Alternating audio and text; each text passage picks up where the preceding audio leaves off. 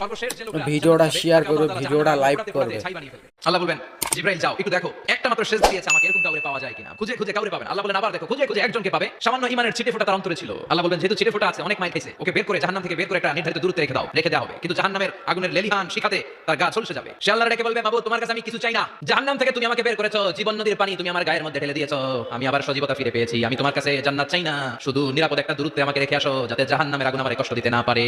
আল্লাহ জিবরাইল বলবেন যাও এমন দূরত্বে রাখো যাতে জাহান্নামের আগুনের কষ্ট না দেয়, রেখে আসা হবে। অনেকদিন সে ওখানে আনন্দে থাকবে, আল্লাহ শুকরিয়া করবে, সে মনে মনে বলবে বেঁচে গিয়েছি আমি। অনেকদিন থাকার পরে মনে মনে ভাববে বাইসা তো গেছি, কিন্তু নতুন করে একটু ট্রাই করে দেখি। আল্লাহ আগেই বলে রাখে আমি কিন্তু জান্নাতে যেতে চাই না। আল্লাহ বলবেন কি চাও? সে বলবে আল্লাহ তোমার জান্নাতটা তুমি কত সুন্দর করে বানিয়েছো, আমি একটা নজর শুধু দেখতে চাই, জান্নাতের দরজার সামনে নিয়ে যদি আমারে বসিয়ে রাখো দ্যাটস ইনাফ। আল্লাহ বলেন তুই না ওয়াদা করেছিস? সে বলবে আল্লাহ আমারে হতভাগা বানিয়ে তোমার কি লাভ? সুবহানাল্লাহ পড়ে আমারে তুমি হতভাগা বানিও না। আল্লাহ বলে ঠিক আছে আবার সিগনেচার কর যে জান্নাতের দরজার সামনে বসিয়ে দিলে আর কিছু চাবি না। সে সিগনেচার করে বলে আমি চাবো না। আল্লাহ বললেন জিবরাইল বেচারারে ধরে জান্নাতের গেটের সামনে বসায় দে, এবার জান্নাতের গেটের সামনে বসে বসে জান্নাতের সৌন্দর্য দেখা শুরু করবে। সুবহানাল্লাহ।